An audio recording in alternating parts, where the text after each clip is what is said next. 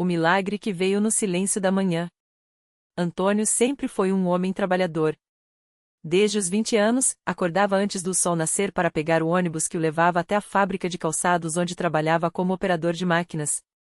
Casado com Maria, pai de 2 filhas, a mais nova, Sofia, com apenas 9 anos, ele vivia uma vida simples, mas cheia de responsabilidades. Até que, há cerca de 1 ano, algo começou a mudar.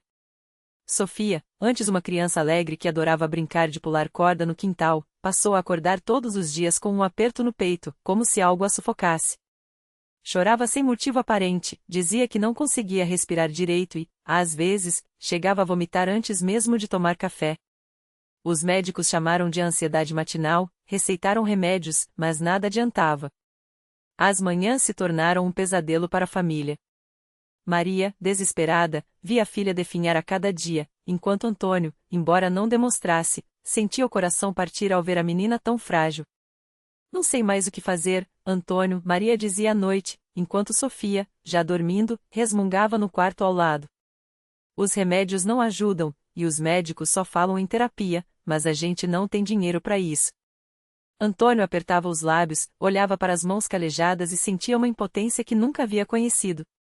Até que, certo dia, enquanto esperava o ônibus na parada, ouviu 2 senhoras conversando. Minha neta estava assim também, irmã. Chorava sem parar, não comia. Mas depois que a gente começou a ir na congregação, ela melhorou. Deus ouviu nossas orações. É verdade. Lá não tem esses negócios de show, não. É só a palavra de Deus e a fé. E Deus opera, irmã. Opera mesmo. Antônio não era de igreja. Criado em uma família católica não praticante, só ia à missa no Natal ou quando alguém morria. Mas aquelas palavras ficaram martelando em sua cabeça. Congregação Cristã no Brasil. Ele já tinha ouvido falar, uma igreja simples, sem instrumentos, onde as pessoas se vestiam com modéstia e oravam com fervor. E, acima de tudo, falavam de milagres. Naquela noite, depois do jantar, ele falou com Maria. E se a gente tentasse levar a Sofia numa igreja? Não custa nada. Maria, que também não era de frequentar cultos, olhou para ele com surpresa, mas assentiu. Se for para ajudar nossa filha, eu vou aonde for preciso. No domingo seguinte, Antônio, Maria e Sofia entraram pela primeira vez na congregação cristã no Brasil. O prédio era simples, sem luxo, com bancos de madeira enfileirados. Os irmãos e irmãs, todos vestidos com recato, as mulheres com saias longas e cabelos presos, os homens de camisa social, os receberam com sorrisos discretos, sem alarde. Um ancião de cabelos brancos, de voz serena, dirigia o culto.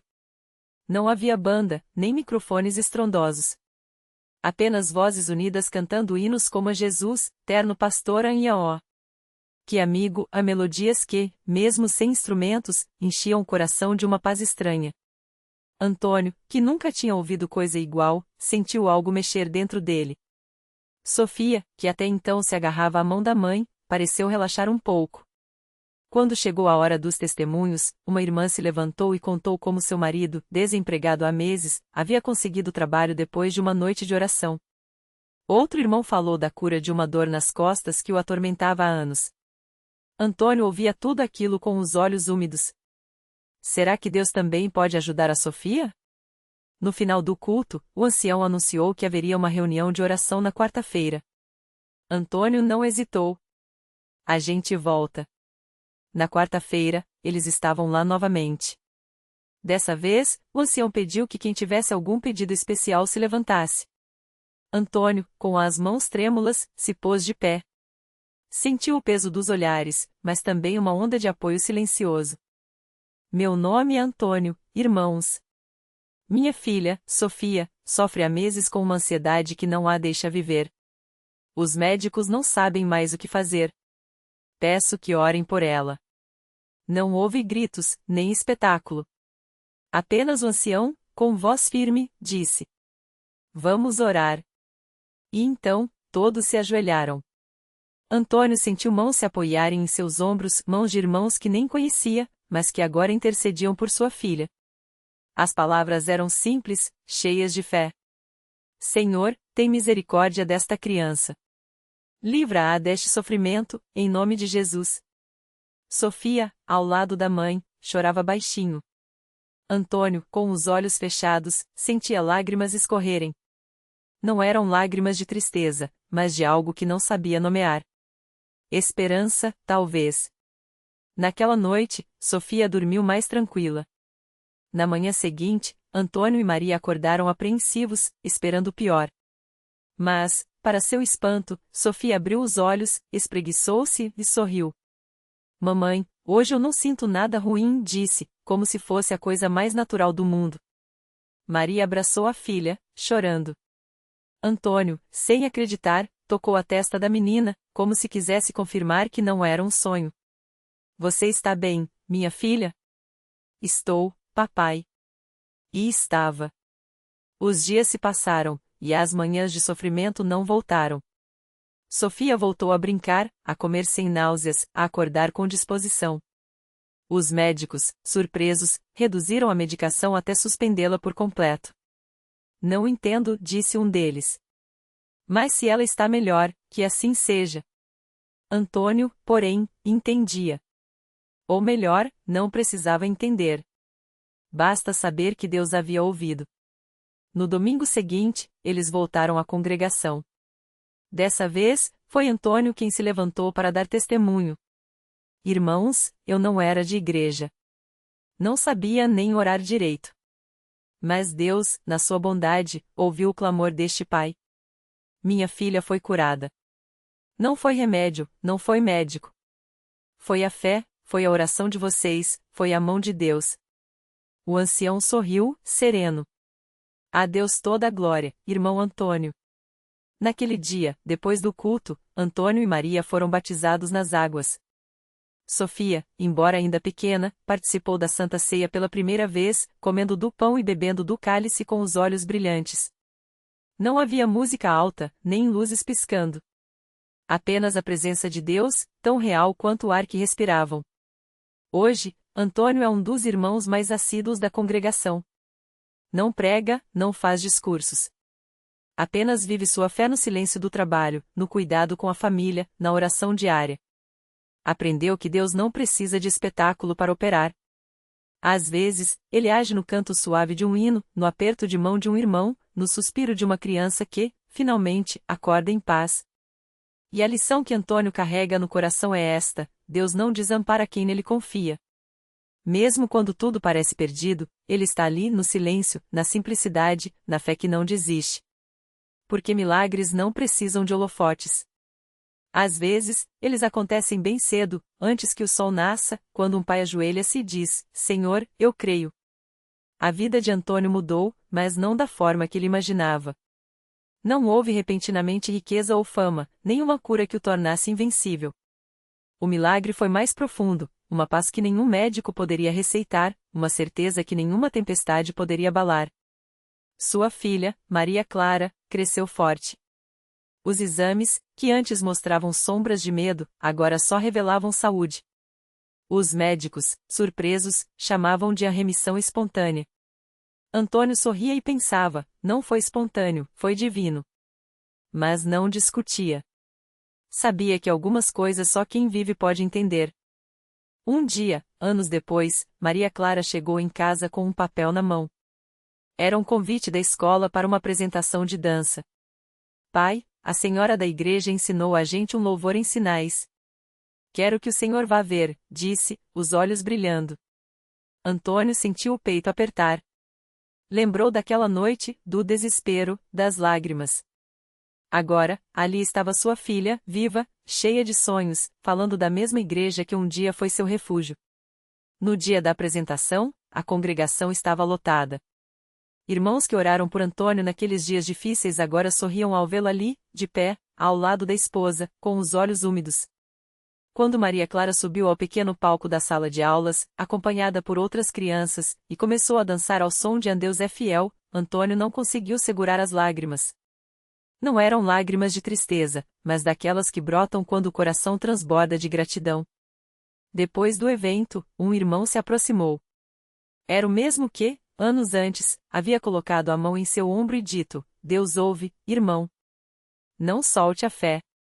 Agora, ele abraçou Antônio e sussurrou: viu? Ele nunca esquece das suas promessas. Anos se passaram. Maria Clara se tornou jovem, estudiosa, cheia de planos. Antônio, agora com cabelos grisalhos, continuava firme na congregação.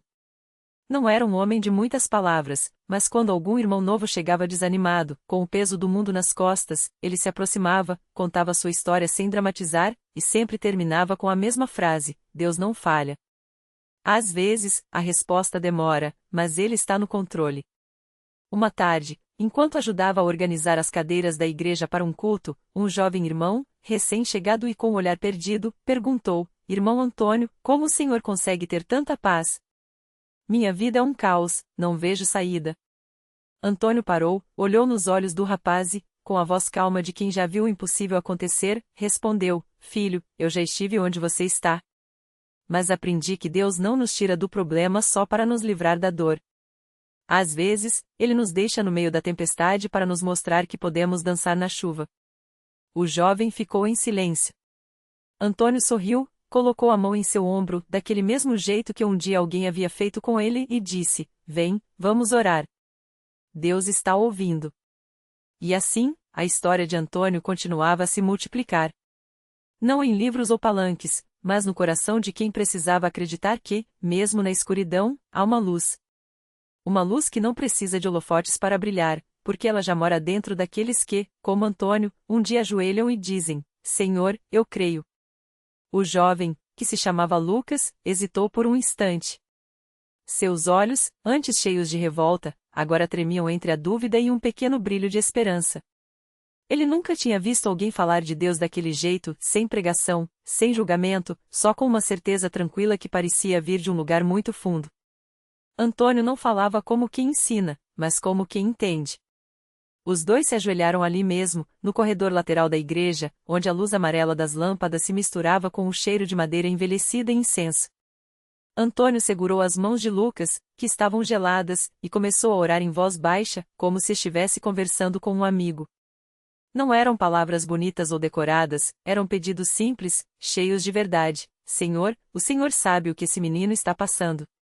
Ele veio aqui achando que não tinha mais jeito, mas o Senhor nunca desiste da gente.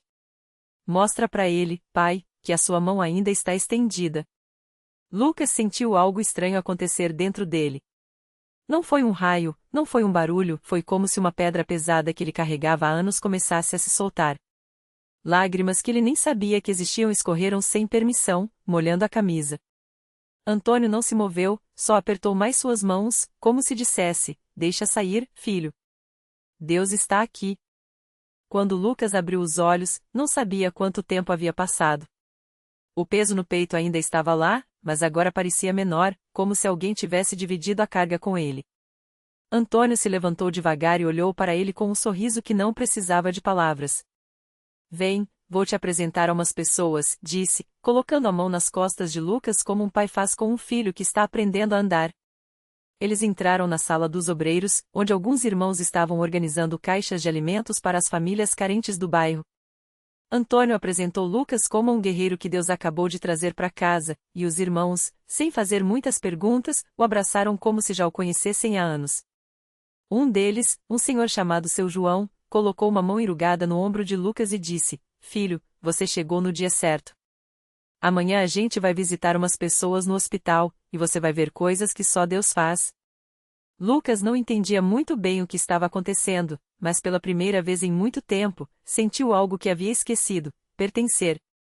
Aquela noite, ele dormiu no colchão da sala dos jovens da igreja, um lugar simples, com cobertores que cheiravam a amaciante barato, mas que, pela primeira vez em anos, lhe deu paz. No dia seguinte, Lucas acompanhou o grupo da CCB ao hospital. Ele viu Antônio orar por uma senhora com câncer, que sorriu através da dor e disse: Eu já sabia que Deus ia me visitar hoje. Viu seu João colocar as mãos na cabeça de um menino que não andava há meses e, depois da oração, o garoto mexer os dedos dos pés pela primeira vez. Não foram curas instantâneas como nos filmes, mas foram sinais pequenos, reais, que faziam os olhos brilharem e a fé crescer. Na volta, no ônibus lotado de irmãos cantando hinos, Lucas olhou pela janela e viu a cidade passar. Era a mesma cidade de sempre, com os mesmos problemas, as mesmas ruas esburacadas. Mas algo dentro dele havia mudado. Ele não tinha todas as respostas, não tinha deixado de sentir a dor do passado, mas agora sabia uma coisa: não estava sozinho. Quando chegaram à igreja, Antônio o chamou de lado. Lembra quando eu te falei que Deus às vezes nos deixa na tempestade para a gente aprender a dançar na chuva? Lucas assentiu. Pois é, filho. A chuva não parou, mas você já está mexendo os pés. E com um sorrisão, Antônio entregou a ele uma Bíblia pequena, de capa desgastada. Esse aqui foi o meu primeiro. Agora é seu. Quando tiver dúvida, abre no Salmo 23. Lá tem tudo o que você precisa saber. Lucas segurou o livro como se fosse algo vivo. Naquela noite, antes de dormir, ele abriu no Salmo 23 e leu: Ainda que eu ande pelo vale da sombra da morte, não temerei mal algum, porque tu estás comigo. E pela primeira vez, acreditou que aquelas palavras eram para ele. Os dias passaram, e Lucas começou a frequentar os cultos. Não era fácil. Às vezes, a dor do passado voltava como uma onda, e ele pensava em desistir. Mas sempre tinha alguém ali: Antônio, seu João, a irmã Maria que fazia o café da manhã dos domingos, para lembrá-lo que a fé não era sobre nunca cair, mas sobre ter alguém para te ajudar a levantar. Um ano depois, Lucas estava de pé diante da igreja, contando sua história para outros jovens que, como ele um dia, achavam que não havia mais esperança. Ele não usava palavras difíceis, não falava como um pastor. Falava como alguém que tinha sido salvo não por um milagre espetacular, mas por um Deus que se importa com as pequenas coisas: um abraço no momento certo, uma oração sincera, uma mão estendida quando tudo parecia perdido. E no fundo da igreja, Antônio ouvia tudo com os olhos brilhando. Ele sabia que a história de Lucas era só mais uma entre tantas histórias de pessoas que, como ele, haviam encontrado não uma religião, mas um pai.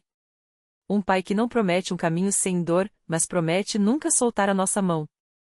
Porque milagre, muitas vezes, não é o mar se abrir ou o sol parar. Milagre é uma vida que era pedaços e vira um todo. É um coração que estava morto e volta a bater.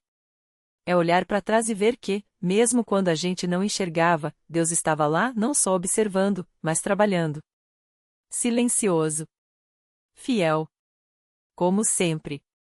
Antônio saiu da igreja naquela noite com o coração cheio, mas também com um peso que só ele conhecia.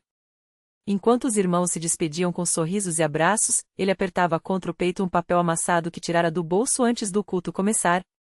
Era a última carta da justiça, aquela que ele vinha adiantando há meses com desculpas e promessas vazias. Dívidas que cresceram como erva daninha, juros que engoliram seu salário, e agora, a ameaça de perder não só a casa modesta onde morava com a esposa e os 2 filhos, mas também a dignidade de olhar nos olhos da família. No caminho para casa, as palavras do pastor ecoavam em sua mente: Deus não promete um caminho sem dor, mas promete nunca soltar a nossa mão. Antônio queria acreditar, mas a conta no banco dizia o contrário. O carro, velho e cansado, rangeu ao estacionar na frente da casa escura. Antes de entrar, ele respirou fundo, como se pudesse adiar o peso que o esperava do outro lado da porta. Dona Maria já estava na cama quando ele entrou no quarto, mas o abajur ainda estava aceso. Ela não precisava perguntar, bastou olhar seu rosto. Sem dizer nada, estendeu a mão e segurou a dele, como fazia há 20 anos sempre que as tempestades vinham.